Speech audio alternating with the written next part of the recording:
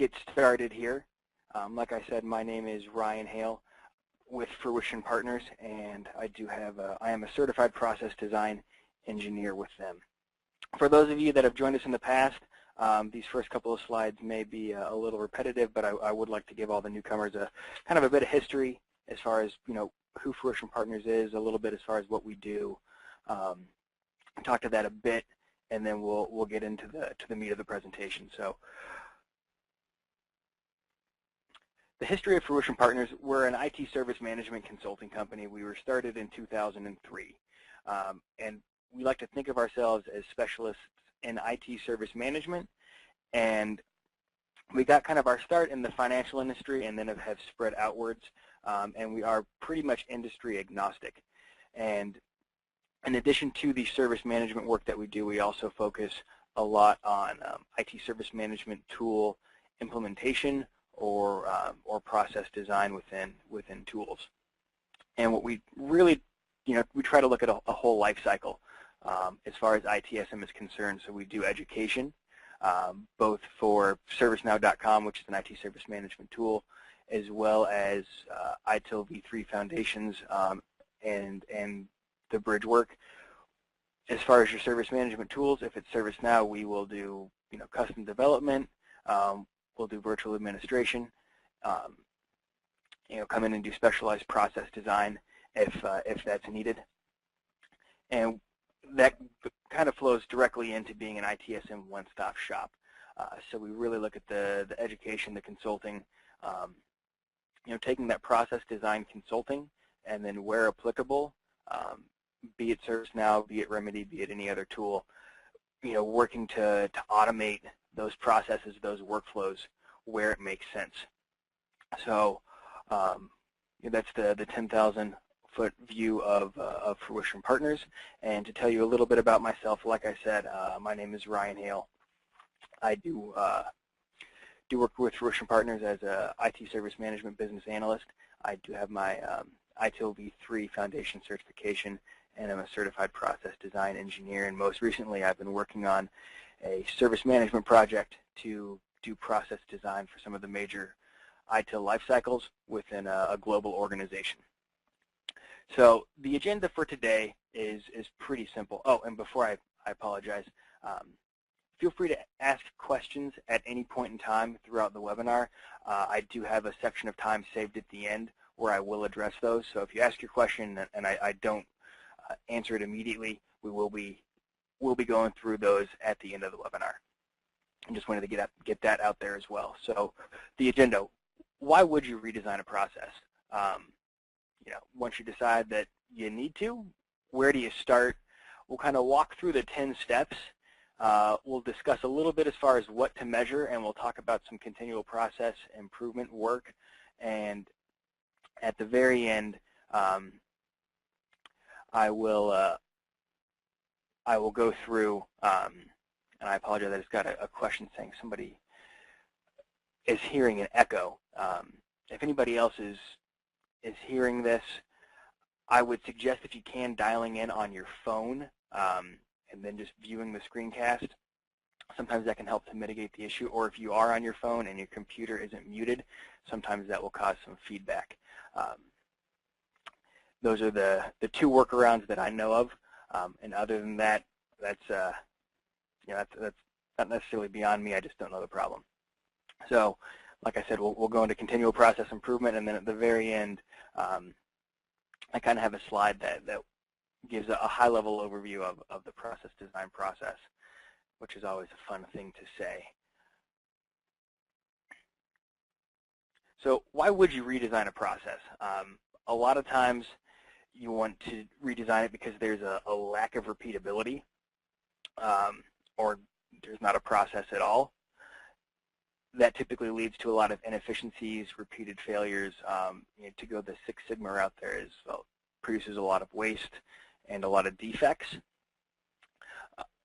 The other reason that you would do it, like I'm stating here, is the growing complexity of technology.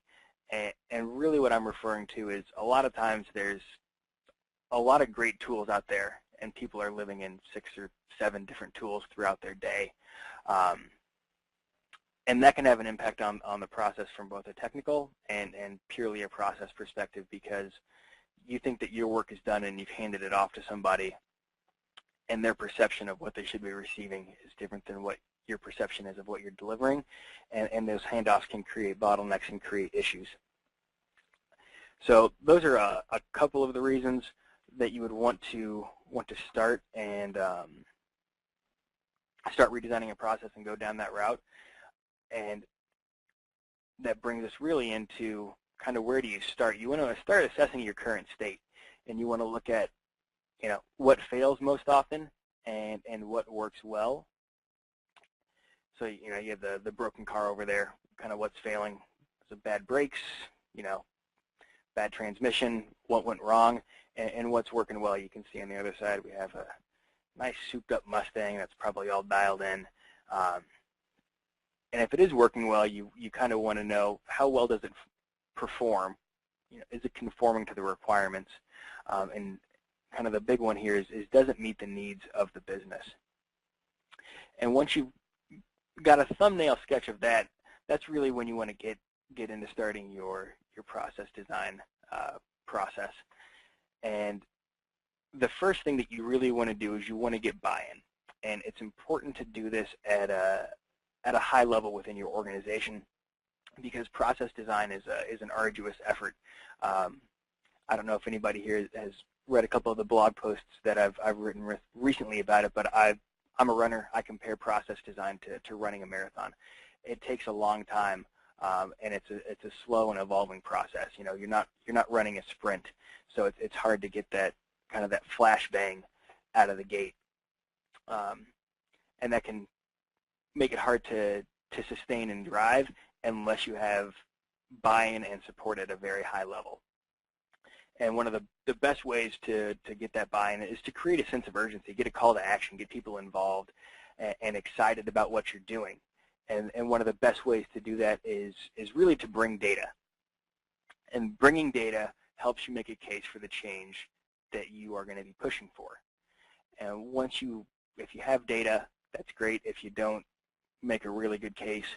And a good way to do that is to really establish the vision of what you want to do. This gets into basically selling the idea to management. You want to tell a story, and you want to envision the improvements.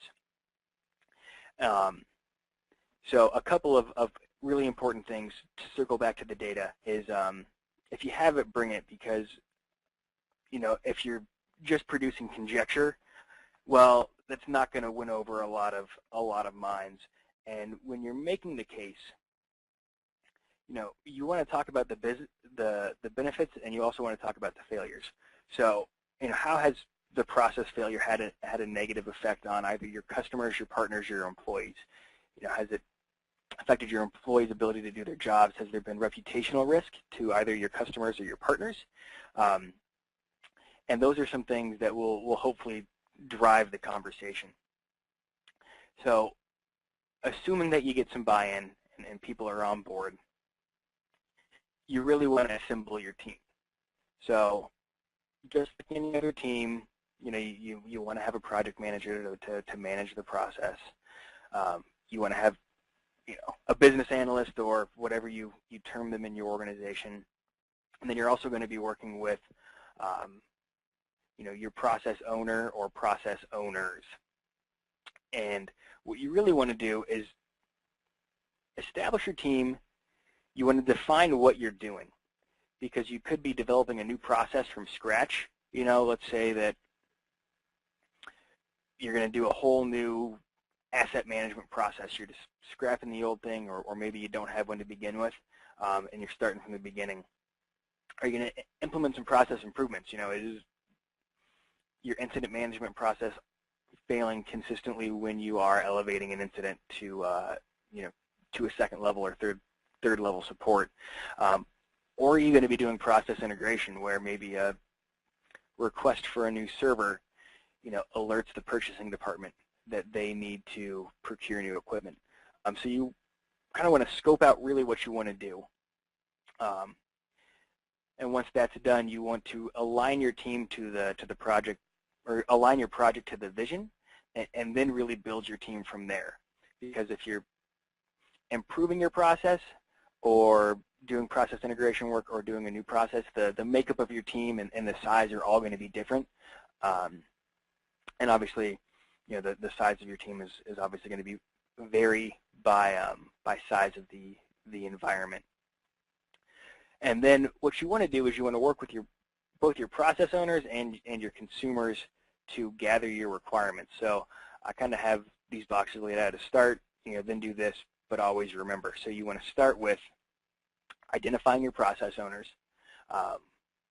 And then if you're doing a large-scale process redesign where you're touching on a lot of points in the organization, it's helpful to have a large kickoff meeting where you get everybody in a room and say, hey, everybody, this is what we're going to be doing. These are the efforts that we're rolling out. This is what we're going to be doing. This is kind of what we are going to be expecting from you moving forward. If you're just focusing on one process, still do a kickoff, just do it on a smaller scale and engage the change manager and management team, or the incident manager and the incident management team. Then what you want to do at the initial phases of requirements gathering is you really want to keep it at a high level. And you want to establish kind of your ideal state. So what I encourage people is this is kind of the dream phase. In a perfect world, this is how everything would work. When you're redesigning a process, you always have to keep reality in mind because that's where we live. But you do want to get as close to that perfect state as you can, or at least know where you want to go so you can kind of build your roadmap. And what I always find successful, and what I tell people to kind of remember to do, is to work backwards from the ideal state. And this has a couple different benefits. It helps to determine what's actually important. If there's a customer requirement that seems really cool, but isn't going to get you to where you want to go, there's really not a lot of value in doing that. And like I said, with the marathon analogy, there's some pretty slick equipment out there, but it's just equipment. It's not going to make you run faster or keep you honest and keep you hitting all your hitting all your training runs. And keeping that ideal state, that vision in mind, I found helps keep people focused on the task at hand. So I always encourage people to kind of keep that in the back of the, well, I guess the forefront of your mind when you're doing your initial requirements gathering.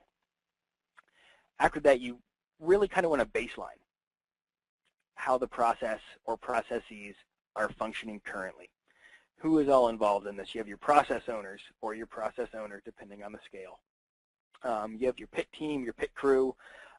PIT is an acronym for Process Improvement Team.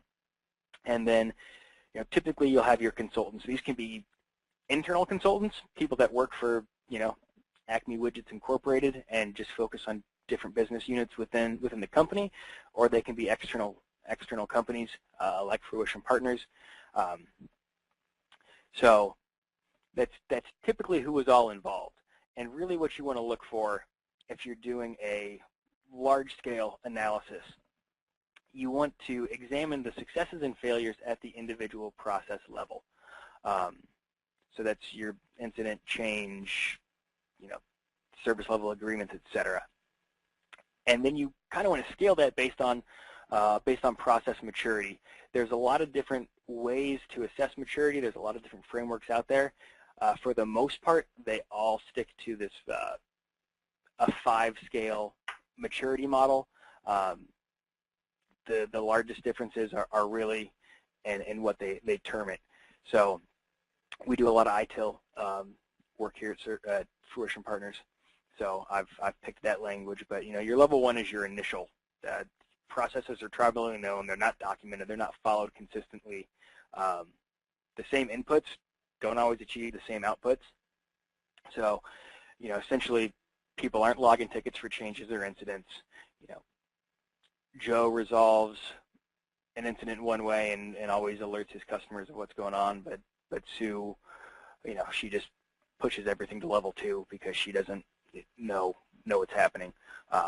Level 2 is your repeatable process. This may still be tribally known, but for the most part, your team's on the same page. They all kind of function together. Processes are consistently followed. The processes are repeatable, but they're usually at a level 2, not necessarily well documented. And then if you move to a level 3, level 3 is kind of I call it the money state. I don't quite know why I call it that, but this is your defined phase, and this is kind of where you want to get to be. You want to get ideally to a level 4. A lot of times a level 3 maturity meets the business need, and that's kind of the goal. And at a level 3, some of the key things is that you have process owners that are truly process owners, not just a process owner in title. You have management commitment. So your CIO or your director of IT or your VP of infrastructure, whoever it is that is kind of your sponsor for this, is really behind it and is an advocate for it throughout the rest of the organization. You have metrics. You're gathering not just data, but good data. You're measuring that, and then you're driving improvements from that information. Level 4 is the managed phase. This is, you're doing everything at level 3 well, and then you're starting to get into some of the really meaty stuff, the outside process integrations, and you'll see this even with vendors. So if you're working with CDW or Dell or HP for all your assets, maybe your asset process is directly tied into them, or maybe that all your internal processes, the inputs, outputs between all of them are just well-oiled and functioning in a very robust manner. Level 5 is optimized. I personally have never seen an organization operating at a level 5. A lot of times the cost to get from a level 4 to a level 5 is fairly steep. And if you're operating at a level 4, you're in pretty solid condition. But some of the key things about operating at a level 5 is your process is influenced and driven by business value. It's integrated with ITSM best practices, and all of your ITSM practices and processes are fully integrated and fully managed. And those are some of the key things. And another approach that you can have to this is what's kind of the strategic piece and what is the tactical. So the strategic obviously is the higher level. It's the what are we doing and the where are we going. And the operational is the tactical is the where are we now and what improvement steps do we have in place to actually get there. So once all of that is done, you get into your to-be development. So this is, like I was saying, where you are, where do you want to go, and then how do you get there. So you've determined your baseline. That's also known as your as-is or your current state. So that is, that's where you are. Where you want to go, there's really, there's hundreds of paths and different iterations, but the two biggest ones are you want to chase down the low-hanging fruit first. What can you get done that's going to provide an immediate value to your customers or immediately alleviate any pain from the teams that are supporting your organization. And then the other thing that you really want to work to identify is what's going to provide the most value. I have on here regardless of effort. And the reason that is there is you want to determine what's going to provide the most value. At this stage, it's not necessarily a commitment to doing it, but you want to at least be able to say, you know what, we know that this process piece or this integration or cleaning this up will provide value X to the organization. We're just not there yet. To again circle back to the marathon analogy, it's a long process. It takes a while to get there. So you want to run 26.2 miles. That's going to provide a lot of value. It's going to take a lot of effort, and then you kind of chunk that effort up to get to that end distance. So how do you get there? Process workshops, process interviews, this is all personal preference right here, but I have a preference towards going the workshop route. Typically they do have a larger upfront commitment, but I found that can lead to a little bit more focused work because you're not chunking up your time from 1 hour here to 1 hour there, and everybody's managing a whole bunch of stuff simultaneously. So I like to get people in a room with a whiteboard or sticky notes or whatever method you want to use and really work on the development.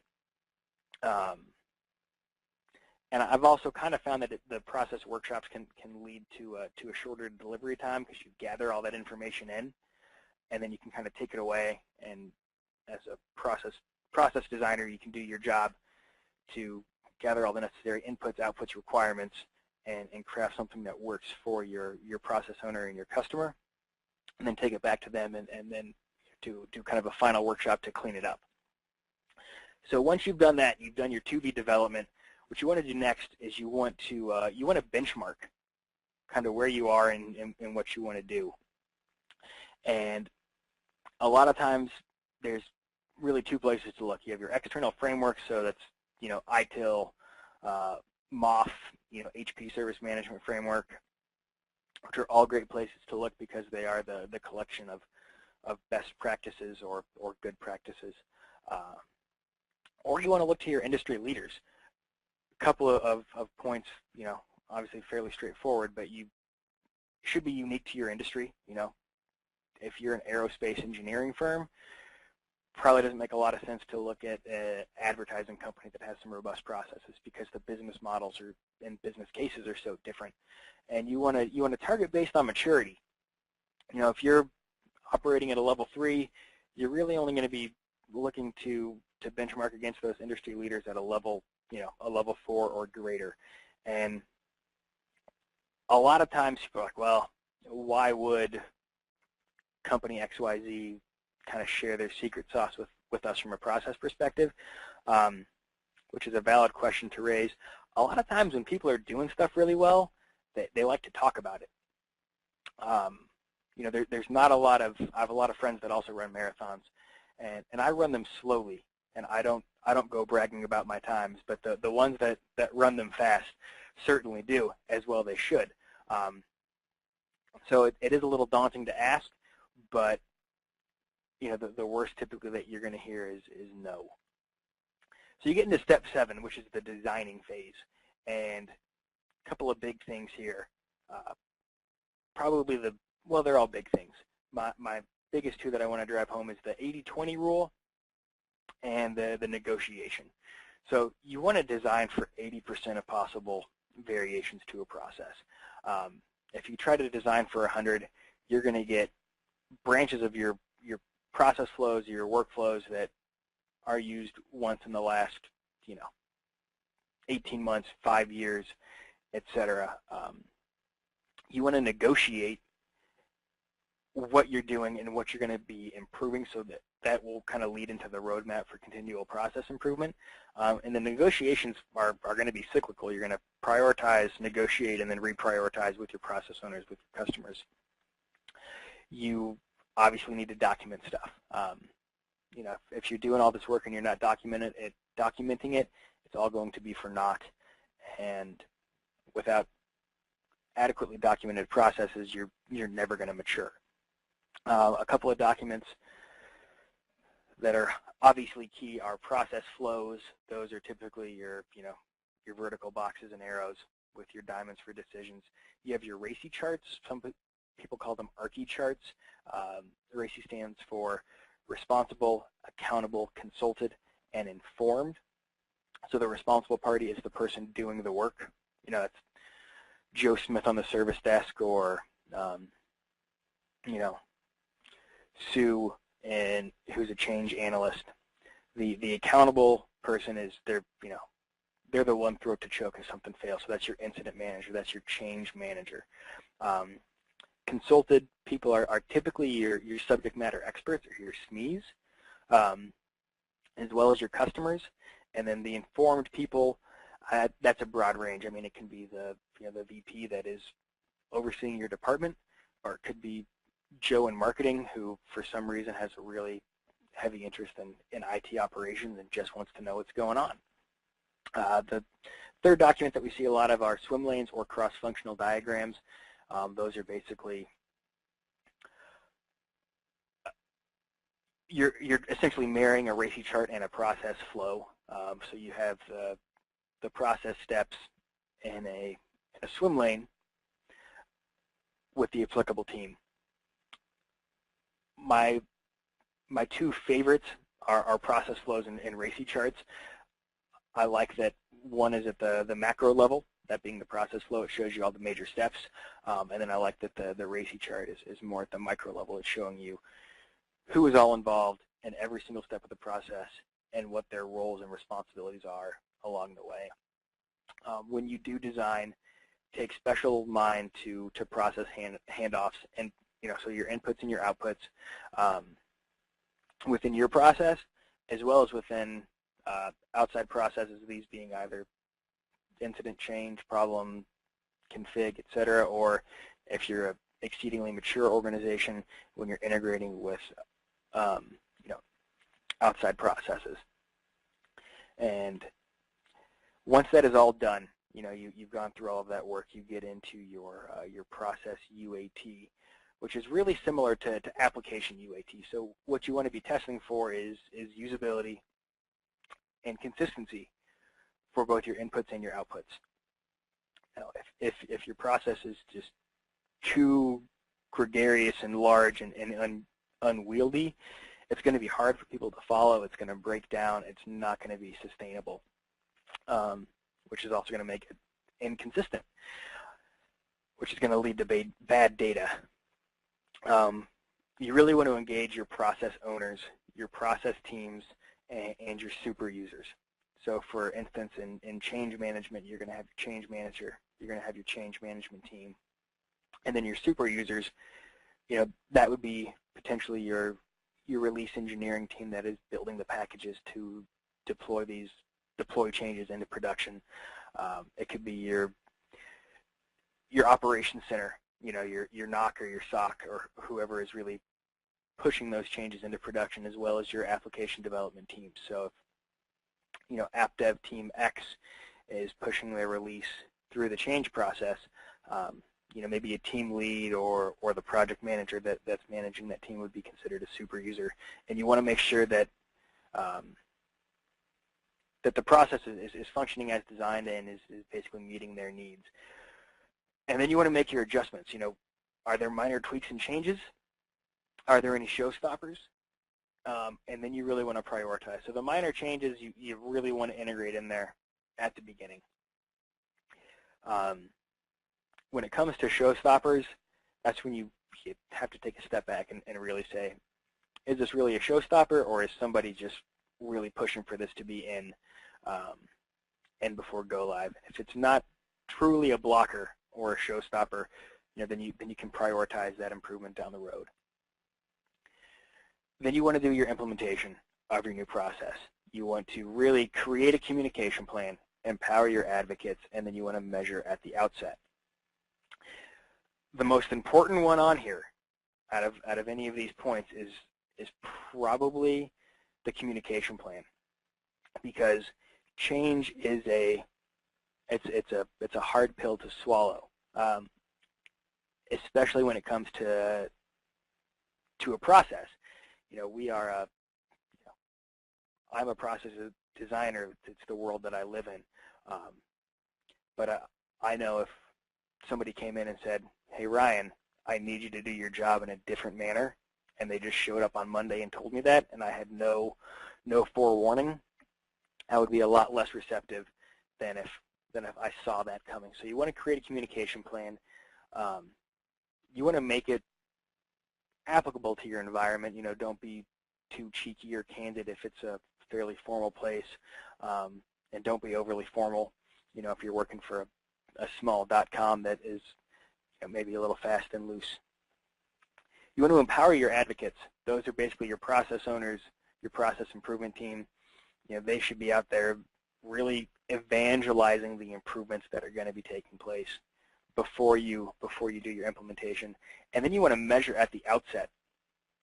And a lot of times what we'll see, or what I'll see, is people don't like to measure right at go live because they want to make sure that they kind of work out the kinks and the bugs and all that stuff before they can really say, yeah, we're collecting good data, we're performing well, which is a very sensible place to come from.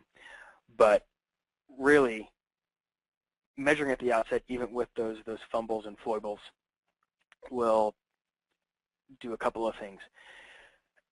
A, it helps paint the whole picture, which you always want to have. You always want to strive for transparency. But the other thing is it can help you figure out what you maybe need to tweak or change or improve in your process early on. We test applications, we test processes, but everybody, I'm sure, has been in a situation where something is tested to the hilt, and then it goes live, and then something nobody ever thought of happens. So that's really why you want to measure at the outset. And then this kind of gets into the measurement area. You want to assess and improve. And really, when it comes to process work, like most things, it's data-driven, which means a lot of metrics. Critical success factors, key performance indicators, things of that nature. They're going to vary by process type. Incident management, you're focused on mean time to restore. Change management, you're looking at successful changes versus failed changes, week over week, month over month, year over year, et cetera. And really what you want to do, especially when it comes to process, you want to focus on trending data. Snapshots are great, but you really want to be able to see like I said, the whole picture. You want to start measuring at the beginning, and you want to paint that Van Gogh, so to speak, so that you really see what's been going on. I say here, adhere to a Deming-esque process.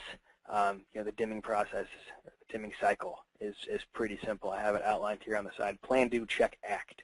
It's at the heart of process design. You want to plan what you're going to do. You want to do it. You want to assess how it's doing, measure, improve. Then you want to act on that information, and it just kind of goes in a nice little circle over and over again as you move up the hill of maturity. And working, keeping the Deming cycle in mind, working towards continual process improvement, that will help you really increase your maturity on the long term. So what are some of the challenges of doing this? One of the challenges is finding good clip art that helps illustrate a change process. But really the two biggest things are organizational perception of process change. You're telling somebody how to do their job differently.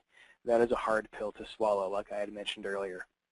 And then change in and of itself, it's just difficult. You have your day dialed and you know what you're going to be doing, and then you need to shift and change that.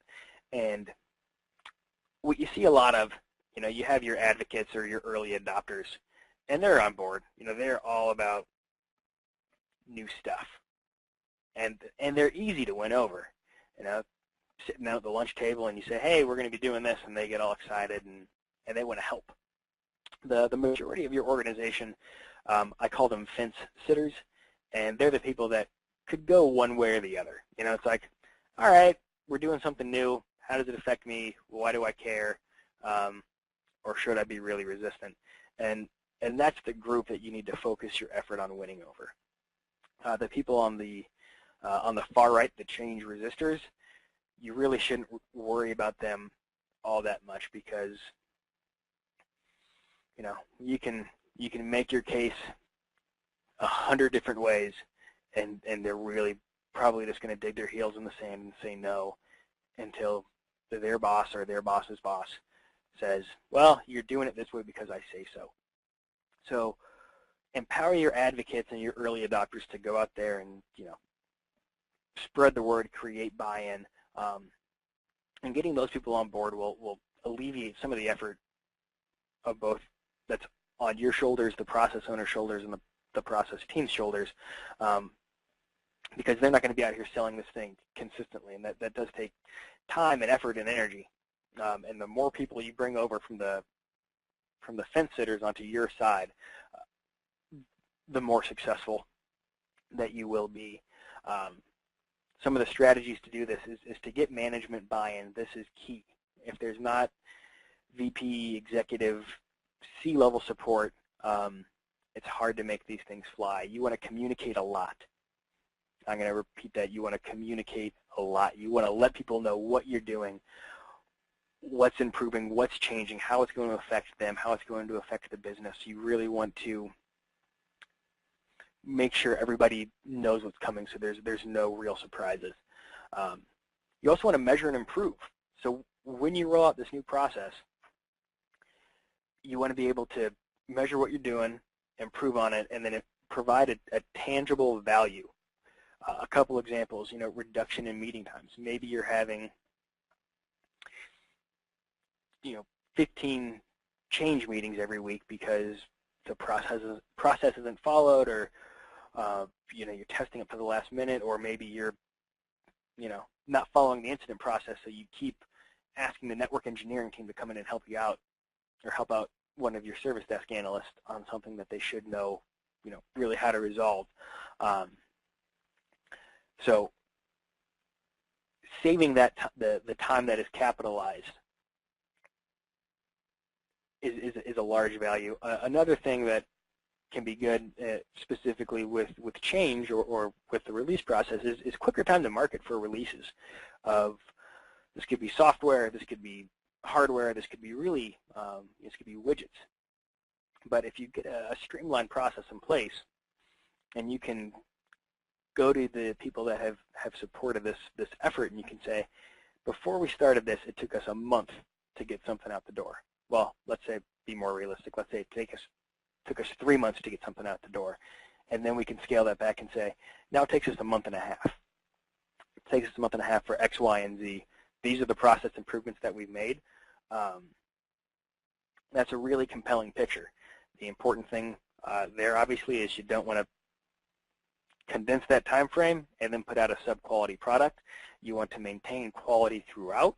And in my opinion, that's really what process allows you to do. Maintain quality, deliver value, and do it in a expeditious way.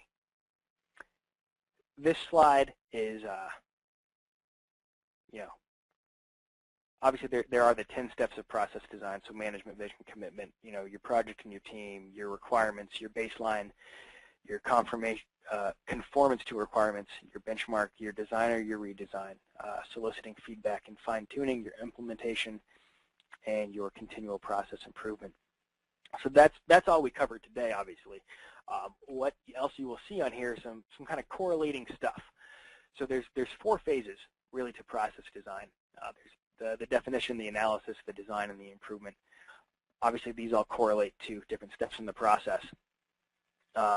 Each one of these steps also correlates to some type of process map and some type of deliverable.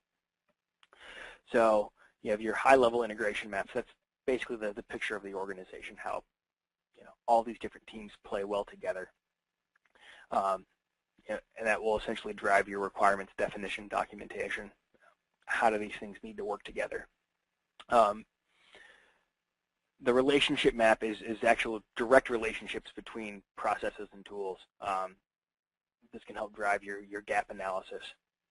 And then when you get into the designing, you get into cross-functional maps, swim lanes, flow charts, RACI charts, and that goes into the actual process definition documentation that you've done, that you are putting together throughout this process. And then the 7 tools of quality, obviously not a process map, but those are called out below, and those map to your process improvement plan. So your 7 tools of quality are your flow charts, your cause and effect or Ishikawa diagrams used heavily in problem management. You have control charts, histograms, Paretos, scatter plots, check sheets. There's all this stuff that is out there. And I could take up multiple lunch hours going through each one of these things and their value in detail, so I've called them out at a high level to provide context. If people have specific questions about them, please let me know. And that is kind of the end of my presentation, which is ideal. I always like to save about 15 minutes at the end of these things for questions. A couple notes. The slide deck, as well as this presentation, we are recording it, will be available on our website, fruitionpartners.com/webinars. So if you log on there, probably mid to late next week, you'll be able to get the slide deck as well as see a recording of the video. A couple things to call out. We are doing the social media thing. We're on Twitter at fruitionpartner. I myself am on Twitter at rph_fruition. We're on Facebook, facebook.com/fruitionpartners. So with that being said, I'm going to open up the questions, if I can find it on this.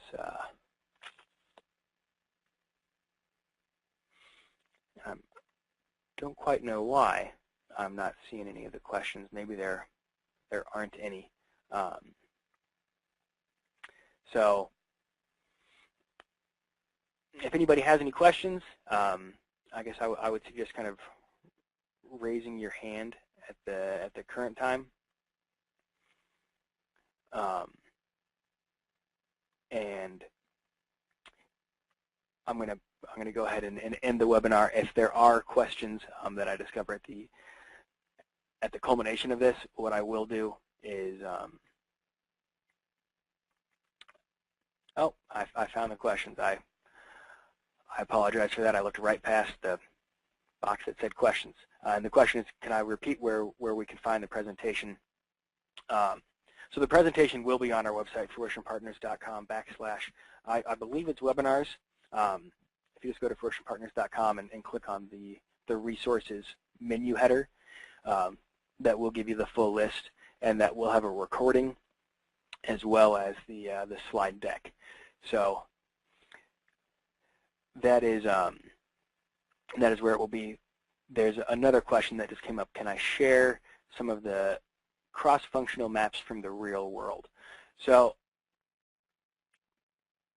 a lot of the work that we do design is client-specific, so I can't send you a cross-functional map of client work that I have done. But really what you'll see is, to take, for instance, the incident management process.